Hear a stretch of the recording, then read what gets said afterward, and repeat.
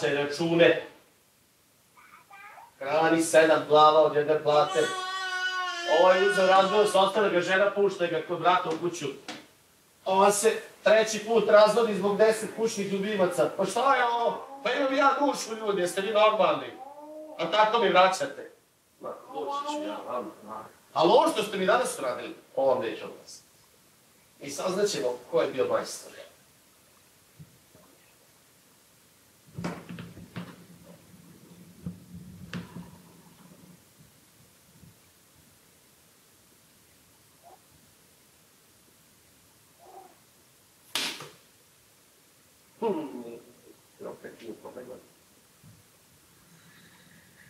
Nisam ljut, ali sam razočaran. Vidi ovako, odmah da ti kažem da ja nisam. E pa neko od vas stvarno jest.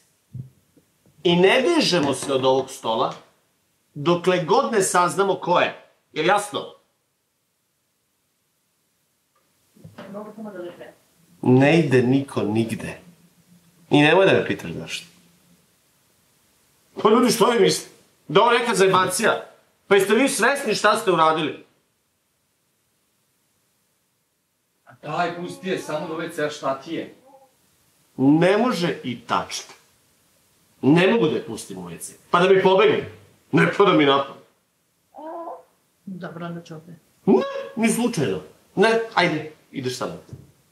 Ajde, ustani, ideš sa mnom, ja ću te odvesti, ali odavde nemoj slučajno da se neko mrdu. Nemoj da je palo na pamet nekom nešto da uradi da pobegne.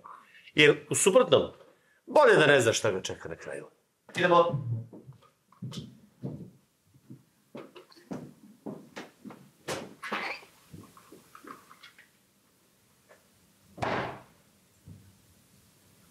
Moram pobeći.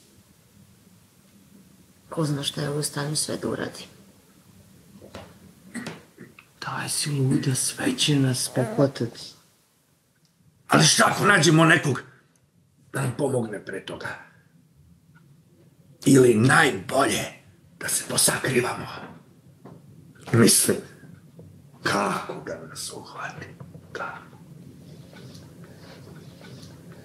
Ako svako ode na svoju stranu, nema šanse da nas sve pohvata. Vidite ovako, ja neću da rizikujem. Neko od nas je stvarno ovo uradio. Ali ja znam da ja nisam. A vi kako hoćete. Možete slobodno da idete.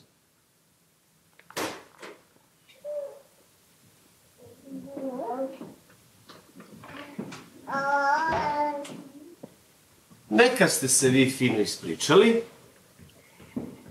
Dakle, ne idemo odavde dokle god ne saznamo ko je kriv. Je li jasno?